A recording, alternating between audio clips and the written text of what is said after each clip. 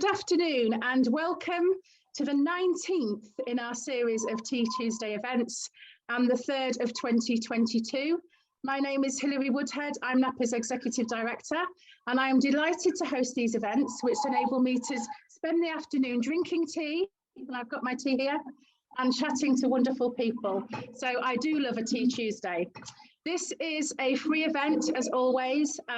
Really keen that as many people as possible get to hear from these wonderful experts. If you'd like to make a little donation, perhaps the price of a cup of tea or coffee to our charity, we'd be very happy with that. We'd be very, very grateful. My colleague Gianna will pop information in the chat about how to do that. Today, I am delighted to welcome my guest, Dr. Carrie Ryan. Carrie is a lecturer in Biosocial Medical Anthropology at the Department of Anthropology at University College London.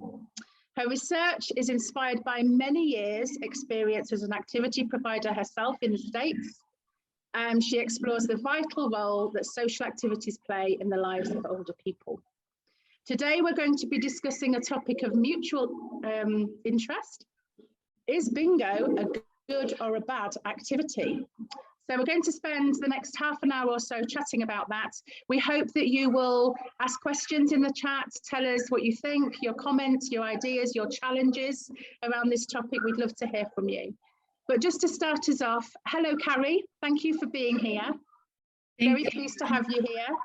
Would you just start off by telling us a little bit about yourself and why you're interested in this particular topic? Absolutely. First of all, thank you so much, Hilary, for inviting me to this Tea Tuesday, and to all of you who have signed on. It's really exciting to be able to talk to activity providers. I was once an activities provider, and it's really refreshing and going to be excited to hear your thoughts about this controversial topic about bingo that I've been thinking very seriously about for many years. My experience with bingo began when I was 14 years old, when my grandfather moved into a nursing home. He had Parkinson's disease and lived for the last year of his life.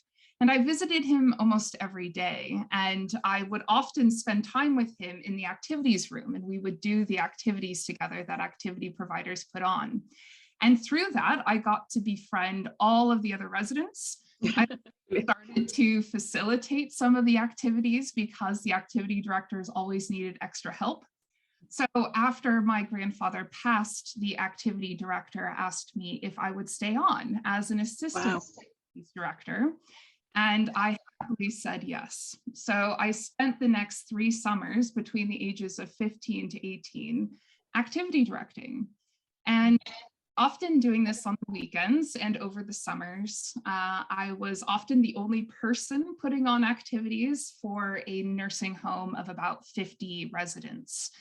And this was a totally overwhelming experience for me. I discovered just how hard it is to put meaningful and engaging activities together for a very diverse group of residents, who not only had diverse backgrounds, but who also had diverse capacities.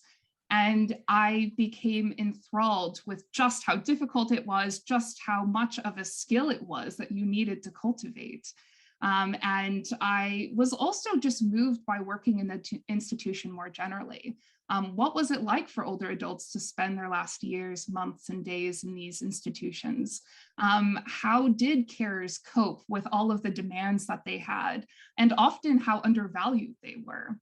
And all of these questions really animated my studies for the next 10 years. I went on to university and studied anthropology, and then got a scholarship to do postgraduate research. And through this postgraduate research, I really wanted to bring more academic attention to the art and the skill of activity directing. And I wanted to think very seriously about how important social activities are to well-being in old age, and to not just think in kind of flat terms about it, but in really robust terms. Anthropology gave me a frame of reference to talk about why games like bingo are so important, which I'll get into in a bit. To think about ritual, to think about social connection, to think about community, the importance of making people feel a part of a place. All of that takes extraordinary skill. So I ended up, for my doctoral studies, working and also living in a continuing care retirement community. I lived in the assisted living apartment buildings, and I also worked part-time as an activities coordinator there. And while I was there, I would have regular meetings with the director of the retirement community. And he called me in one day, and the first question he asked was, "Why do our residents love bingo so much? I don't get it." And he told me this story that he had canceled the regular Wednesday bingo session, which happened every Wednesday from 1 to 3:30. And he had canceled it because he wanted to put on this big barbecue. And he thought the residents would be very happy about this. But the moment he announced this, the residents completely were just devastated, and they protested outside of his office. And he said, "I don't understand why they love it. Why do they need this game so much?" And ever since he asked me that, I started to take bingo seriously.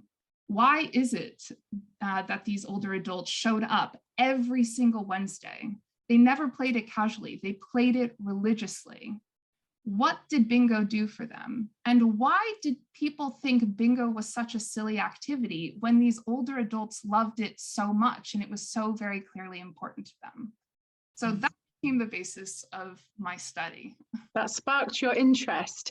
And I think it's really interesting, isn't it, that sometimes we think that people will enjoy something else, like the director of this home that you were working in. Well, they're bound to prefer a barbecue. It's a nice day, we're going to be outside. But actually, without the consultation, I suppose, without the conversation with those people, perhaps, that this was for, about how they'd like to spend their time. So there is something about disrupting somebody's routine. I absolutely get that.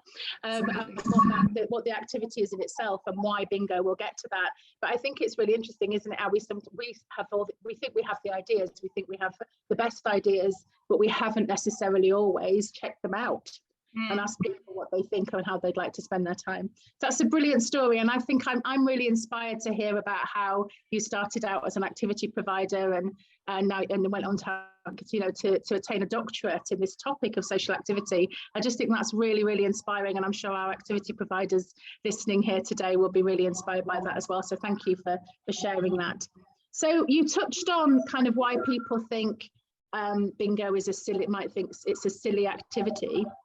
But why do you think it's become so controversial?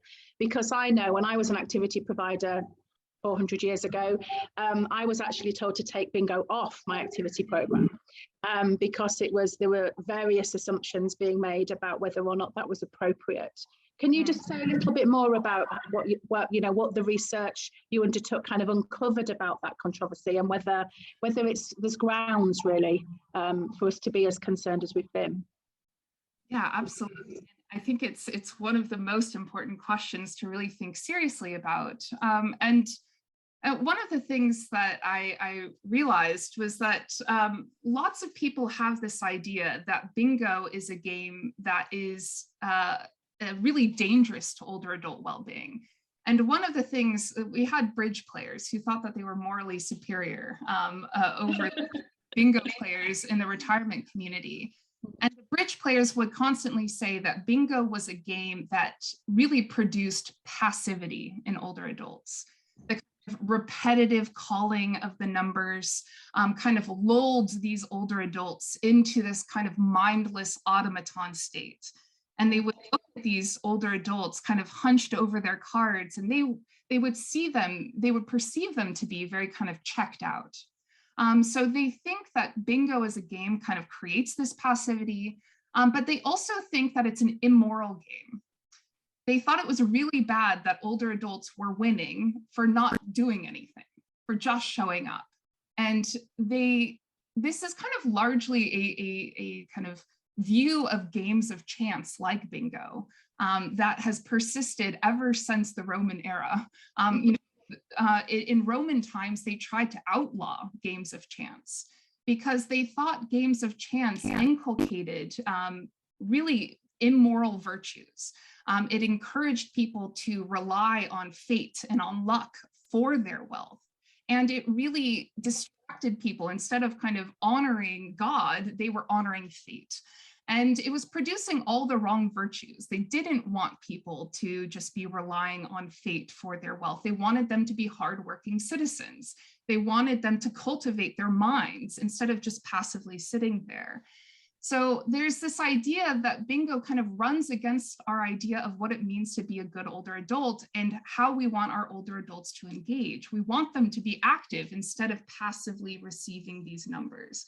We want to be stimulating their minds instead of just relying on the rules of the cage, on fate and on chance.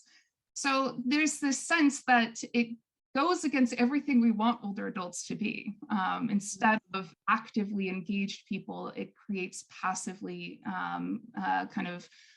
automaton characters. And I think the same is true for why it is institutions are often judged for putting on bingo. One of the things that activity directors would often say was that they were embarrassed that their residents loved bingo so much, and they felt that it was a kind of bad thing to do because it seemed like such an uncreative activity to put on. It was that kind of standard activity that you could go to when you didn't have anything else to do. Bingo was always going to be there. So it seemed unimaginative, it seemed uncreative, it seemed like they weren't putting any effort in. And I went to a conference for activity providers in Los Angeles, and the conference was called Anything But Bingo. So they were receiving these messages, not just from the manager, but from the activity directing profession more generally. This is lazy. We need to get beyond it. We need to do something more exciting, more stimulating. So I think it goes against what a lot of people think engagement means and what it should look like. Yeah, I think that to me makes absolute sense, and I think it also emphasises that this focus that if something is well established and is straightforward, that it lacks creativity and it lacks thought and it lacks planning. And actually, that's not necessary. That doesn't have to be that way, does it? And I'm sure we'll talk about how bingo can be inclusive and person-centered and creative. But I think there is something somewhere that something's got lost in the translation, hasn't it? Because I think you're right. Anything but bingo was definitely the message we were giving to activity providers a few years ago, and really encouraging them not to set up those sorts of big group activities. And maybe that's also because we know that a lot of people who are working with people in care homes particularly, is that their needs have become so far more complex. They're working with people, they're planning activities for people with complex care and support needs. And perhaps those large group activities that we, like a bingo hall, you think of like playing bingo in a bingo hall, perhaps those large group activities aren't necessarily as appropriate as they once were in care settings, in the UK at least. And maybe that plays a part as well in terms of the smaller the activity, the one-to-one activities that perhaps we're advocating more now.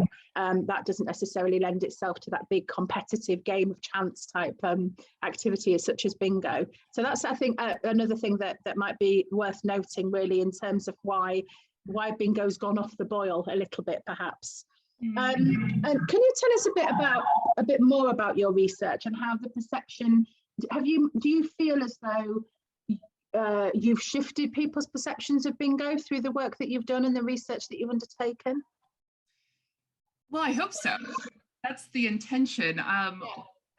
So when I started really thinking seriously about why these older adults loved bingo so much, I found that a lot of the views that bingo created these kind of passive, automaton robots was totally untrue. And I found that when I played with these older adults, they were so focused. And one of the things that I always found interesting was that older adults would often fall asleep in a lot of the activities that we would put on, and no one would ever fall asleep in bingo because they were so fixed on their card. They were so ready to win. And that anticipation was so important. And that anticipation was also important because of the way that retirement communities more generally handle time. A lot of the residents would say that time was kind of constantly oozing along with very little punctuation. They were bored. a lot of things would just kind of pass on without any kind of marking. But bingo created this time out of time. That's how anthropologists talk about it. It was this ritual. It was this focused area of time where there was a real buildup of tension, because the closer that you got to winning, the more the balls got called, the more the kind of excitement and the elevation would build. And the activity director would really enhance this. She would always call out, okay, who needs one more? How far away are you, Joe? And they would all kind of build up this tension together. And that was really powerful, and it made people sit on the edge of their seats. So bingo in its actual play was not passive at all. It was quite the opposite. And the other thing I found was that bingo was a really powerful way to get people socially synchronized. One of the things that the residents would say is that they didn't play bingo to win. They played it to feel a part of something bigger than themselves. They liked this kind of building up of this rhythm. And for them, it took skill to really drop into that rhythm. They had to be focused. They had to really get in sync with their table mates. And being a part of that game together and being a part of it together made them feel connected. And the last thing that I would say is that bingo was one of the most inclusive activities that we had at the retirement community. Bingo was people could play bingo from all sorts of different capacities. And one of the things that we found was people with dementia were just as able to play and to win bingo than anybody else. And this was really exciting for our residents, for the residents who had dementia, but also residents who didn't, because they started to see people with dementia in new ways, which was really, really exciting.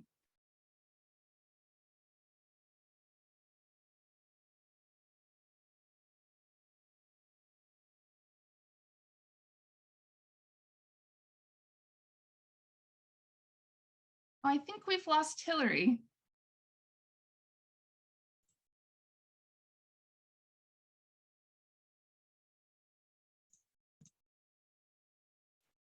I think we have. I'm not sure where she's gone. Hello, everyone. I'm sure she's coming back. Sorry about that. Hilary's in a hotel, so I think their Wi-Fi might be a little bit off, but I'm sure she'll be back any minute now.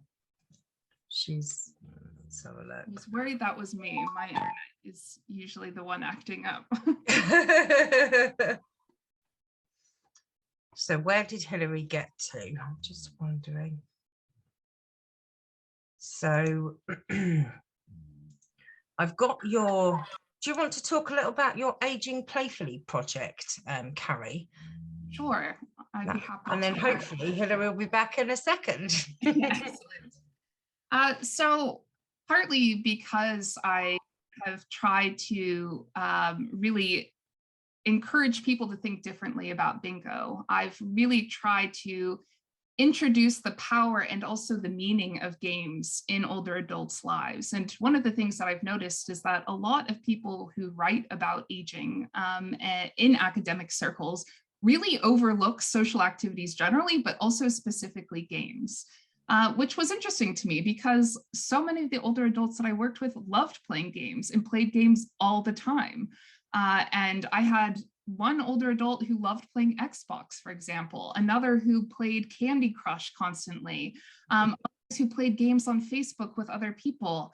And games were such a critical part of their lives. And we wanted to start a movement in aging studies to try to take games seriously. What kinds of games are really effective at creating a sense of place and meaning and well-being in older adults? How can we understand why games are important for aging well-being? There's this real focus right now to try to use games to stave off dementia. I don't know if you all have heard this kind of movement called Games for Health. And all of these people want older adults to basically do memory puzzles, whether that's kind of crossword puzzles or little memory games that they can play by themselves. And our project is trying to think more expansively about why it is people play games. It's not just to stave off dementia, it's also connect with each other. It's also to just have fun, to enjoy oneself. And that should be just as important as trying to maintain health. And in fact, having fun could be more productive of health than trying to work hard at trying to keep up your memory. So we're trying to change the conversation with games. We're trying to get people to take them seriously. And this really stems from the experience of older adults themselves. They're playing games. So why aren't we talking about it? And that really kind of encapsulates my approach as an anthropologist. I want to take people seriously in what they are doing. And instead of saying what I think they should be doing, let's ask, why are you doing what you're doing in the first place? Usually people are doing things that make sense for them, that are meaningful to them, that are effective for them. And if we ask people about their practice, about their everyday lives, I think we could learn a lot. So that's really been my approach across the board. It's been my approach with activity directors, with older adults themselves. Meet people where they are. And as Hilary said, instead of kind of projecting our ideas about what is good and what is bad, ask people, why are you doing the things that you're doing? And how can we make sense of why that works for you?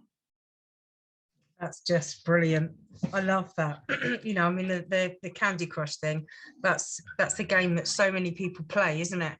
And you wouldn't, I suppose, necessarily think that an older person would sit and play Candy Crush. Well, why not? But games are fun. We have a tradition in our house. Monopoly is a Christmas Day. Every year has to be. We have to play Monopoly. Doesn't matter who's here and if they can play, small people included, but we play anyway because games are fun. They're just great. Just going to have a look and see. We've got a comment in their chat. Can you say more about people living with dementia and the impact playing bingo had on them, please? Absolutely. So one of the things that I found really interesting in the home, and this has been true in all of the homes that I've worked in, I haven't yet worked in a home that's specifically for people with dementia. In this retirement community where I did my research, people with dementia were largely marginalized. Residents without dementia would very rarely talk to them. They would very rarely include them in the kinds of social activities that they would engage in. And often the activities that were specifically set for people with dementia, residents without dementia wouldn't participate in. So people with dementia were really marginalized characters. But one of the only places that people with dementia were really integrated into the social life of Hollenbeck more generally, this retirement community, was bingo. And I think there's a really specific reason for this, which is that bingo as a game of chance has really equalized the playing field. Because bingo doesn't require strategy or for somebody to remember specific rules or moves that are really important, like, for example, a game of chess would require. Bingo players that have dementia are just as able to play bingo with non-residents or non-dementia residents. And so in a way, bingo's chance equalized the social relationships amongst all of the older adults. It really created this level playing field. Residents with dementia could win just as much as residents who didn't have dementia. And that was actually really powerful. And I write about this in this article that I wrote, that when residents with dementia won a game of bingo, all of the bingo players would celebrate their wins much more than they would celebrate anybody else's wins. And this was because it was this extraordinary moment where this person that they had long devalued and not paid attention to was suddenly not just their equal, but they won. You know, this was really special. And the person with dementia would often experience a kind of exhilaration that they also won and that they were kind of on top of the hierarchy for the first time. So it powerfully inverted this hierarchy. And this is what anthropologists have talked quite a bit about with rituals, is that bingo was kind of a ritual. It created this equal status amongst all of the people that played it. And in a place that so heavily focuses on on creating a kind of hierarchy amongst abilities. I mean, even the home that I was in, it had different sections: independent, assisted, and nursing. This really was powerful to transform that hierarchy, to invert it, but also to get people with dementia included. After bingo games, I found that the people with dementia that played bingo, the non-dementia residents talked to them because they had had this engagement with them through bingo. They started to engage with them in a more meaningful way. So bingo had a therapeutic effect. It integrated these residents with dementia into the social life in a way that other activities just couldn't. Wow, I love that. I love that. Welcome back, Hilary. Oh, I'm so sorry about that. It just threw me out. So thank goodness Gianna was here to step in. I know she has strong feelings on bingo too. So I'm sure she stepped in. I'm so sorry about that. I could hear this noise behind me. I think they're doing something in the road, and suddenly I disappeared. So thank you for having me back. I hope I haven't missed too much. Where did we get to with the questions then? We just answered questions in the chat, so you can carry on with the questions from the support line. Brilliant, great, thank you. So we've got quite a few actually questions from the support line. I don't know if there's one or two in the others in the chat, but we've got one here particularly around prizes. And you were talking about people said they didn't always come to win. But actually, how do we resource the prizes? Because it can get quite expensive, can't it, bingo, with the prizes? Any ideas on creative approach to winning?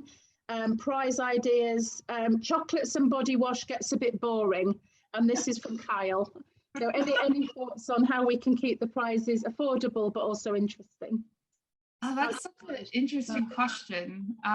You know, at the nursing home, we would give out packs of Kleenex, which was so boring. So, you know, I don't know if I have that much insight around what the prizes could and should be. But one thing I would say is that at the retirement community where I played bingo the most and did this research around bingo, they would give out 5-cent coins. And that was the prize for winning bingo. But interestingly, after a bingo game finished, all of the 5-cent coins were left on the table. No one actually played bingo to win the 5-cent coins. There wasn't much they could do with the 5-cent coins. The most expensive piece of candy at the retirement community store was 25 cents. So they really did a lot to get the smallest piece of candy. But for them, it wasn't about playing for the prize. It was about playing to connect with other people. So I would suggest, I mean, I think that question is an interesting one. I'd imagine other people in the chat might have very creative solutions. But also to say that there are other ways to create the game as a fun thing in and of itself that doesn't need a prize to encourage people to come and to find it a meaningful engagement. Yeah, we've had a great comment actually in the chat on that. So Claire says, I'm so glad somebody asked this. We have chocolates and boxes of biscuits on the tables for people to share. So I suppose it's the sense of occasion, isn't it? That it's about everybody's winning, really. It's the game for game's sake. And I suppose in terms of Carl's question is, don't worry too much. I think I remember, and we used to laugh about it, that my grandmother would say, I've got 32 things of talc on my shelf, because she kept winning bingo and she didn't use talc. And I said, well, why don't you just give them back? And she said, well, they might come in handy one day. So I think actually it became funny that she kept winning the talc rather than not to worry too much about the actual prize itself. But yeah, no, really, really good points. The other question that we've got, I think, I'm not sure if it's a question or more of a statement, but Helen says, my manager hates bingo. She thinks it's not suited to the style of the home's activity programme. We should be offering something less cheesy, something more classy. I have had a few staff members comment about bingo too. Any thoughts on that one for Helen? Absolutely. I think my writing about bingo, one of the reasons why I talk about or explain how culturally denigrated it is because it's largely been in the United States, but also I think here in the UK, associated as a working class activity. You know, these big bingo halls, oftentimes the prizes are even called kitschy. You know, they're not sophisticated, they're not refined, they're usually a piece of ham or something like that people find kind of vulgar. And so class associations with this game, and in the community, bridge was perceived to be the sophisticated game, that ladies played, where bingo was that game that people who didn't have class or a real education or really wanted to be thinking people would play. I think that there are these really powerful classist associations, which I think we should challenge. There are really no reasons why bridge should be, perceived as a worse off game. And just because it's associated with working class communities should absolutely not be the reason it should be denigrated. Exactly. Asking ourselves, why is that such a powerful game amongst these communities? And it's because it's such a powerful way to connect people together. Yeah, it's about community in many ways, isn't it? Yeah, that's it. Absolutely. Yeah, fantastic. Thank you for that, and challenge that, Helen, with your manager. Bingo can be classy, and if it isn't classy, that's fine too. Absolutely. This is a really interesting one, actually. This is about perceptions of bingo about being a female activity, more for the female residents. And David's put in a really nice comment in here, actually, which I think is worth just reading out, if that's okay. We have a men's bingo group, but we don't call it bingo, we call it winner. This way, the men are playing bingo with the numbers and the images, but it sounds like it's less for women, because the gender stuff so interesting. We still have a bingo session, and that they can come along to if they want to, but they don't. They come to the winner instead of the bingo. And that's an opportunity for the men to get together, but it's not. And again, really, really interesting. I would not necessarily have thought of that. But if I look back, actually, to the people that often came to my bingo sessions were women. And how is that putting men off, that it's seen as an activity for women? Any thoughts on the gender? We talked a little bit about class, but how do we break down some of these stereotypes about gender as well, and what's an activity for a woman and what's an activity for a man? That is such a great question. And it's something that I realized is quite UK specific, because I went to a bingo hall and I wanted to take one of my British male friends, and he refused to go because he said that's a woman's activity. And if any male friends saw me there, I would be completely humiliated. So I actually don't know why it's such a gendered activity. But I think that reframing of even trying to re-pitch bingo as what was it, winners? Winners. Yeah. It's such a fabulous idea. And I think, for us in when I was working at these homes, the question was always, how do you get people engaged? What can you, and I think that remarketing is a great way. Fighting these other kind of cultural battles head on, really challenging that it's a class activity, really challenging that it should be a gendered activity, and an argument that it is an inclusive activity for everybody would be an excellent way to proceed. But that remarketing is really brilliant in and of itself. Yeah, really interesting how the packaging of the activity is often half the issue, isn't it? How we get people to participate and to contribute, and it's the age-old thing, do you want to do an activity? Well, most of us would say no thanks, but it's very much, isn't it, about how we sell what we do and get people interested and engaged. And I think also kind of leading on from that, and I was talking a little bit about the larger group issue. A lot of the activity providers we work with, they're really keen to make sure that they are working with people and providing activities that include everybody equally. Any thoughts on how if there are people perhaps who need additional support during a bingo activity, any thoughts on, or did that come up in your research at all, around additional companionship or support, maybe hearing issues, or managing the pen, or all of those things? Any ways that we can adapt bingo to take into account some of those additional support needs people may have? Yes, one of the things I did in the article is talked about how the tables were set up for bingo, and the people that were nearest the caller were always the people who either had hearing issues or mobility issues, because that was also where the door was stationed. And unfortunately, and this perhaps added to their marginalization, the residents with dementia were put in the table in the farthest part of the room.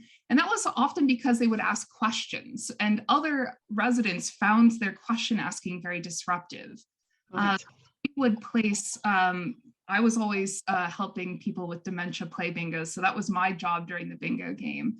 So we would put somebody to help facilitate that game for them.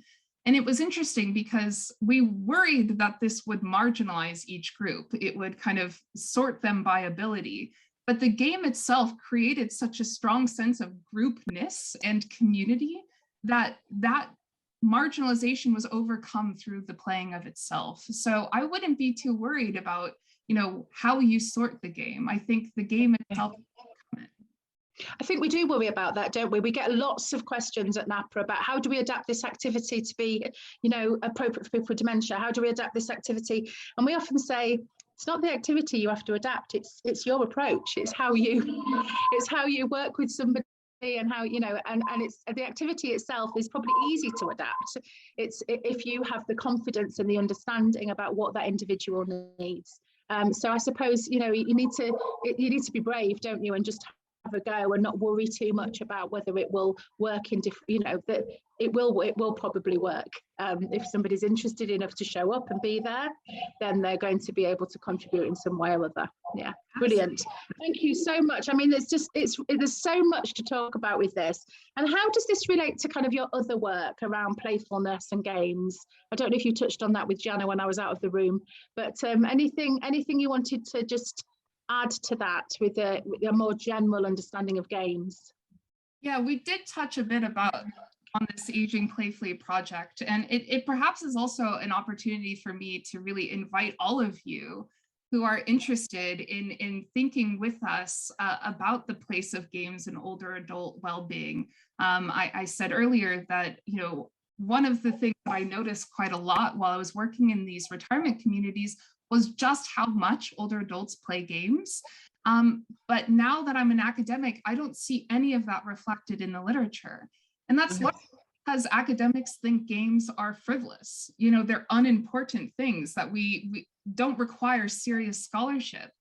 But really, I think what I hope to show in this bingo article was that this is actually a really profound place to think about how we can create meaningful relationships between residents, what that can look like, how we can integrate otherwise marginalized people into communities.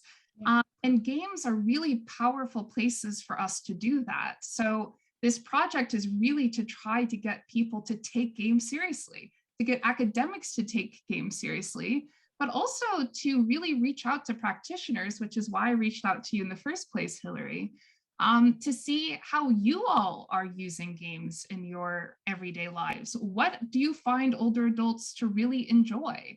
And we're more interested in games that create social relationships. We find that a lot of this focus on memory games, getting older adults to do crossword puzzles to stave off dementia, doesn't work. There's no evidence it works. The games that are the games that facilitate social connection. So I would love to hear from all of you. If you want to connect with me through my email, what games are working for you all? What should we learn about when we're thinking about games? And how do you think we should get people to take games seriously? I think playing games is a serious business. Perhaps we need to invite you back, and we can do a whole other afternoon around taking games seriously, because we know, don't we, as well, particularly for the people that we're supporting that are living with dementia, that actually playfulness, disinhibition, and playfulness actually can be something that is renewed for people. Being able to perhaps play in a way that they haven't played or haven't given themselves permission, or society hasn't given them permission to play for a long time. And that can be quite liberating, can't it, for people to be given that permission to play and to play games. And I'm wondering here about kind of the intergenerational connections as well, about, real opportunities there to play games with children, with younger people. and again, giving permission to play, but through perhaps intergenerational learning. Any of you did your research touch on that at all? Well, the first thing I wanted to do in this Aging Playfully project was to disassociate this idea that we have culturally that games are activities for children and for children only. And really, we wanted to rework this idea. Like, why is it that we think this way? And why then does that shape our sense of why playing games is infantilizing for older adults? This is what we would hear all the time. Like, you're just infantilizing older adults by talking about games and play in old age. Go and think about serious subjects like decline and death. Well, it's like, no, older adults have fun too, and when we are trying to represent their lives fully and holistically, we should be talking just as much about how they are finding meaning, how they are having fun, how they are connecting with each other, as much as they are struggling with their changes in their body and needing care. So that for us is really, really important. But even though we have tried to kind of decouple this idea that games are just for children, we've also thought very seriously about the kind of intergenerational effects of games and the way that they can connect young and old people. And here I've been really interested in a lot of the experiences older adults are having with digital games. And games is actually a really good pathway for older adults to learn how to use computers and iPads and the internet. And it's a fun way and a fun excuse to get people online. A lot of older adults who have blocks, who kind of fumble around on these tech and think it's not for them. But games facilitate that fun. And I've seen a lot of children use games as that kind of pathway, which is exciting. Yeah, it's really exciting. And I think now more than ever, we've been really amazed at NAPA just how our members, how care services have embraced the tech. And I think, again, that's, lots of opportunity for discussion there. But thinking about how you introduce tech, and if you know that somebody really enjoys games or is more likely to enjoy games, that's your way in sometimes, isn't it? To be able to connect and to use the tech. A really, really lovely idea. And I think, again, something that we don't automatically think of straight away at the use of games. We might think of traditional board games, which is brilliant. That absolutely has its place. But actually, how do we enable people to perhaps play games remotely, even, especially when perhaps they're not connecting with their loved ones every day, or they're at a distance, or whatever it might be. Yeah, brilliant. Thank you so much. So I think we're probably just about time's up. So if you've got anything in particular that you'd like to leave us with today, any top tip about bingo or any other games generally that you'd like to share? I guess this is just perhaps to give you permission to welcome bingo, to give you also some kind of language to defend your use of bingo, to also think about what it is we mean by engagement. We have such cultural ideas about what good activities are. And I think it's really important that we challenge that. Where do those ideas come from? They're undergirded by kind of classist ideas. They're undergirded by what we think is moral, what we think is successful aging. We've heard today about the gendered ideas that undergird it. I think it is so important to push back on that, especially when it's older adults themselves that enjoy these things. Adults shouldn't be moralized for liking what they like. And I think it's time for us to really embrace and listen to older adults when they say they enjoy something, and to take that seriously. And that has been my mission as an anthropologist, to really listen to people, to take what they do seriously, really try to challenge prejudices when I see them that reflect poorly on what people love and what they value. So that's what I've tried to do with bingo. Brilliant. And I hope it might inspire some of you to either introduce bingo into your homes, or at least to defend bingo that already exists as something that's worthwhile. Carrie, thank you so much. I just think that's been incredibly inspiring, and thank you to Gianna for just popping up when I disappeared and stepping in for those few minutes. I really appreciate it. So we're going to wrap things up. Thank you so much for being here, for your expertise and your experience. I think we've probably got lots of conversations in us that we can have over the coming months as we work together. Gianna has popped in the chat all the various ways that you can connect with Carrie directly, but also if you want to know more about her work and to get involved in the work that she's doing, you can get in touch with us through NAPA, because we'll be working with her on it, or you can contact her directly and find out more about what she's up to. Just a couple of NAPA announcements. We always have a couple of notices at the end, don't we? Today, this very morning, we launched our Jubilee resource. So for those of you who didn't make it, you should have received it into your inbox. The resource and the recording is also available as well. So please enjoy that. Please tell us what you think of it. It has been co-created with activity providers based on a consultation that we undertook from February to March. So we're very proud of it. We hope you love it and that you use it. So please get hold of it if you can.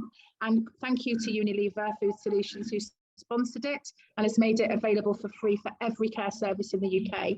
So please, if you haven't had it already, I think Jenna probably is going to share it as well in the chat. Yes, she has. Fantastic. The April calendar is also now out. So please look for make sure you're downloading your calendar and using that as much as possible. And we have a new free resource out about creative quizzes, sponsored by Inspired Inspirations. So some really lovely ideas in there again about quizzes are controversial too, Carrie. How do we use quizzes? How do we make sure that quizzes are inclusive and creative too? In the shed, we have new resources for Mother's Day. So Mother's Day on Sunday. Nice little reminder for those of you who might have forgotten that Mother's Day is on Monday. And let's celebrate all the women out there that have supported us and we support. And also we have lots of resources around Shakespeare Week.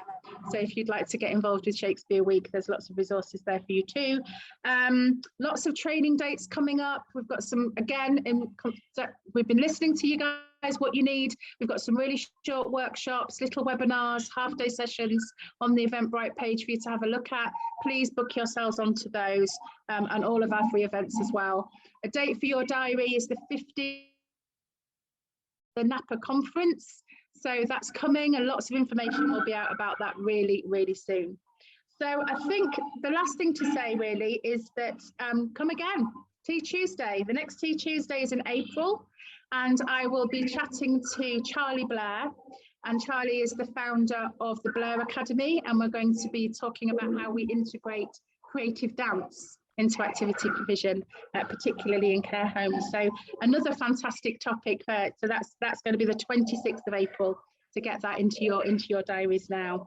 But for now, another amazing, absolutely brilliant Tea Tuesday. Thank you so much, Carrie, for being here. Thanks to Gianna for the backup.